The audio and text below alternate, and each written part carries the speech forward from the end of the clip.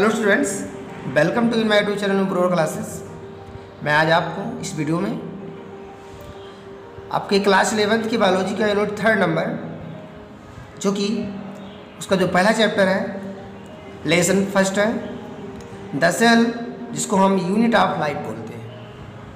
आपको हम सेल के बारे में स्टडी कराएंगे। सेल का हिंदी अर्थ होता है कोशिका। कोशिका जो होती है यूनिट ऑफ लाइफ, जीवन की इकाई है। जीवों की संरचनात्मक एवं क्रियात्मक इकाई को कोशिका कहते हैं। कोशिका के मिलने से ही हमारे शरीर का निर्माण होता है। आपको अगर सही स्टेप सीखना है तो आप मेरी बातों को ध्यान से समझिएगा।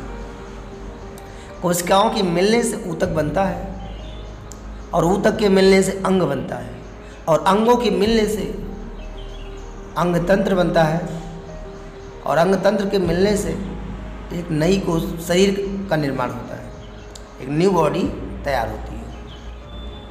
कोशिकाएं पेरेंट्स बॉडी से मिलती हैं और उन कोशिकाएं के मिलने से ही एक नई बॉडी का निर्माण होता है। अतः कोशिका ही सभी जीवों की संरचनात्मक एवं क्रियात्मक इकाई होती है। Cell is the structural and functional unit of life. इसे सेल थियरी भी कहा जाता है, जिसको सलाइडन और स्वान नाम भी साइंटिस्ट ने ही दिया है। आइए मैं आता हूँ अपने टॉपिक पर। लेसन फर्स्ट है जो कोशिका। आपको इस चैप्टर में कोशिकाओं के प्रकार और उनके फंक्शन, उनके कार्यों के बारे में वर्णन किया जाएगा और मैं आपको इसके बारे में ही विशेषता बताऊँगा। ये क्लास 11 का एक इम्पोर्टेंट चैप्टर है जो आपको लाइफ में हमेशा काम देगा। अंडरस्टैंड? आइए मैं स्टार्ट करता हूँ। पहली डिफिनेशन हमारी कोशिका की होगी। कोशिका यूपी बोर्ड की एग्जाम में भी बहुत इंपॉर्टेंट है कोशिका टॉपिक। किसी भी जीवधारी की संरचनात्मक एवं क्रियात्मक इकाई कोशिका होती है, जो चयनात्मक पारगम्य झिल्ली द्वारा घिरी होती है और जिसमें विभाजन की क्षमता होती है। कोशिकाओं में विभाजन होता है जिसे हम सेल डिवीजन कहते हैं, कोशिका विभाजन कहते हैं। कोशिकाओं के विभाजित होने से ही किसी नई बॉडी का निर्माण होगा, कोई किसी अंग का निर्माण होगा। हमारी शरीर में लाखों कोशिकाएं, बहुत सारी कोशिकाओं का निर्माण होता रहता है और बहुत सारी कोशिकाएं मृत होती रहती हैं। इसको हम डेड सेल्स कहते हैं। और सबसे छोटी कोशिका जो है दुनिया की, पीपी येलो है, प्यूरोनिमोनिया लाइक ऑर्गेनिज्म, इसको माइकोप्लाज्मा भी बोला जाता है। ये सबसे छोटी कोशिका है दुनिया की। और सबसे बड़ी कोशिका लार्जेस्ट सेल, यह है egg of ostrich, OSTRICH। Ostrich का मतलब होता है शुतुरमुर्ग, जो पत्थर खाता है। शुतुरमुर्ग जो होता है पत्थर खाता है और ऑस्ट्रेलिया के इस सवारी है समझो। तो इसका जो अंडा होता है यही सबसे बड़ी कोशिका है। और लार्जेस्ट सेल में आपको नर्व सेल, सबसे लंबी कोशिका आ जाएगी, 90 सेंटीमीटर लंबी होती है। इसमें सबसे लंबी कोशिका की बात है। तंत्रिका कोशिका। कोशिका की खोज किसने किया है? तो 1665 में रॉबर्ट हुक ने किया। 1665 में रॉबर्ट हुक ने कोशिका की खोज की और उन्होंने देखा कि कोशिका जो है मधुमक्खी के छत्ते के समान, इसे बोलते हैं Honey comb, honey bee comb, honey bee comb. Honey bee का मतलब मधुमक्खी, कॉम्ब मीन छत्ता होता है। उसी के छत्ते के समान इसको दिखाई पड़ा, तभी उन्होंने इसको कोशिका बोला। तो कोशिकाओं के प्रकार देखना है। जो कोशिकाओं का प्रकार पढ़ना है, किस बेस पर पढ़ना है, क्योंकि कोई भी टाइप पढ़ते हैं तो हम बेस लगाते हैं, ऑन दी बेसिस ऑफ। यहाँ पर कोशिकाओं में केंद्रक की उपस्थिति के आधार पर ही, कोशिकाओं में केंद्रक की उपस्थिति के आधार पर इसको दो प्रकार से बांटा गया, दो भागों में बांटा गया। कौन कौन?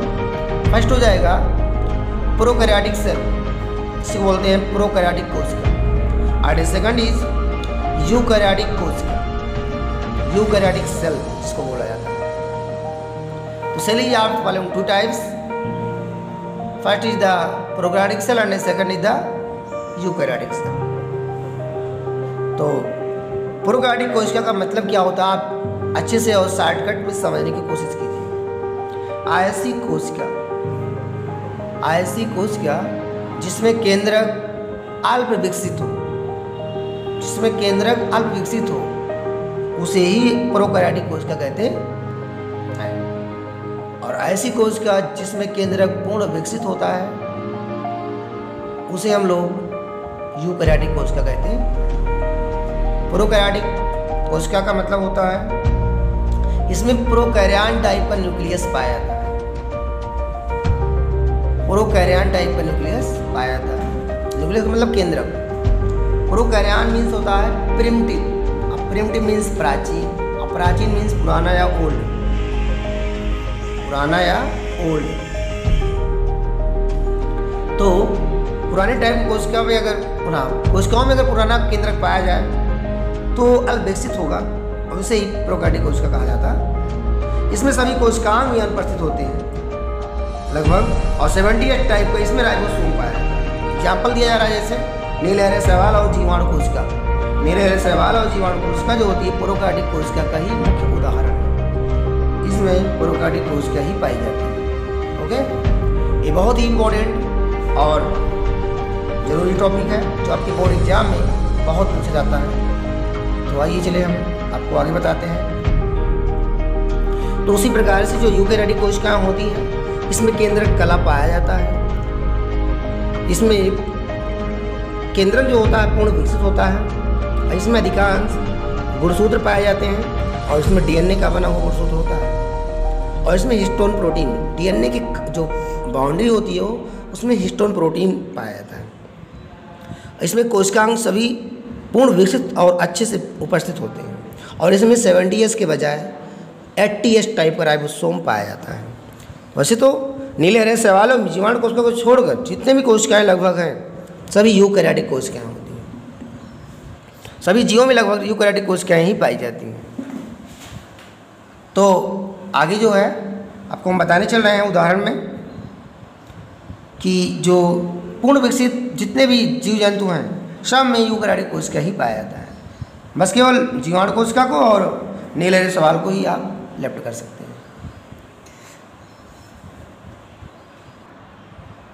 तो आपको हम स्ट्रक्चर ऑफ सेल के बारे में बताएंगे, कोशिका की संरचना कैसे होती है। तो जो सेल होती है उसके मुख्य 3 पार्ट हैं। पहले प्रोटोप्लाज्म है, इसको जीव द्रव्य बोला जाता है।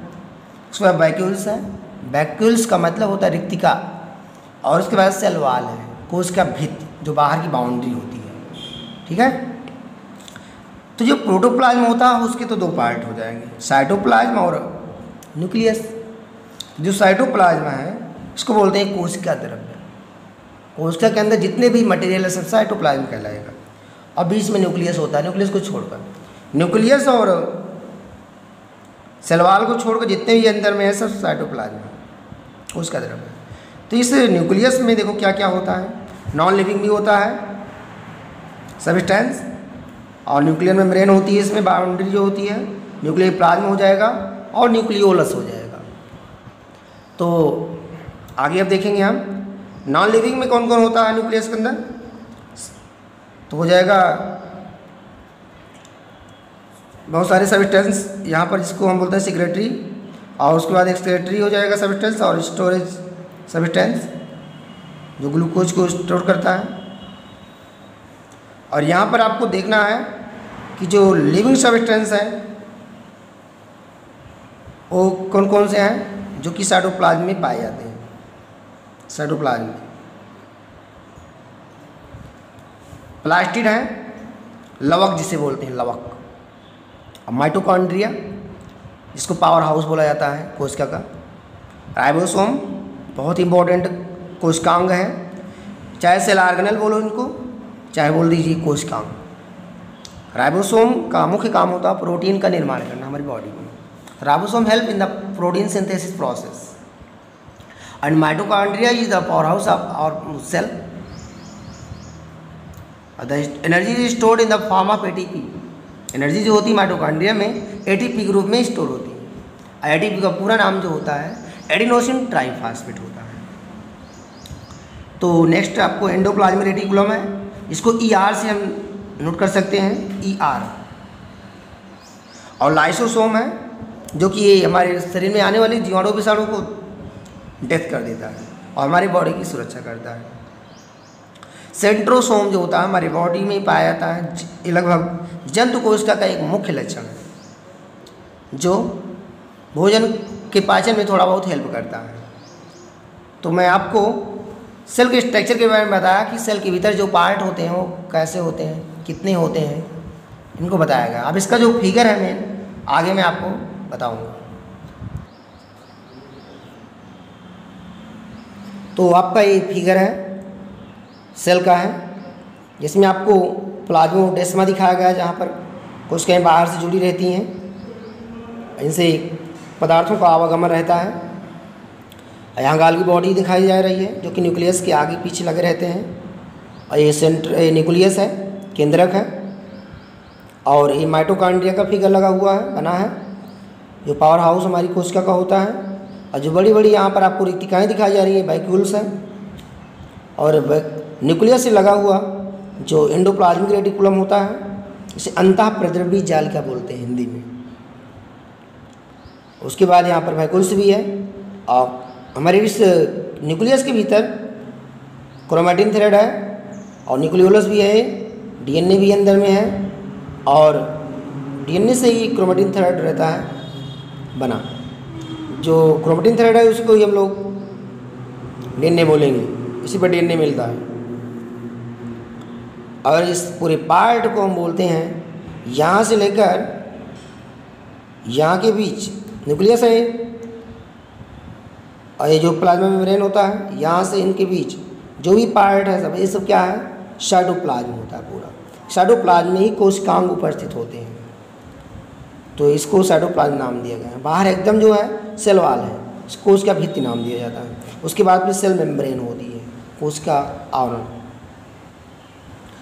सेल मेम्ब्रेन और जो सेल वाल है, ये दोनों कोशिकाओं की रक्षा करती हैं।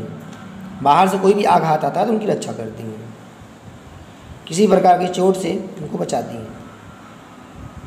तेरा फिगर आप इसको देख सकते हो।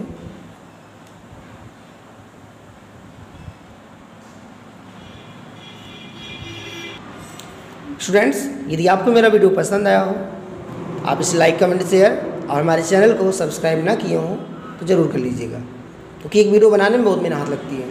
और आप से आशा करता हूँ कि इस शेयर और लाइक ज़रूर कीजिए। Thanks a lot.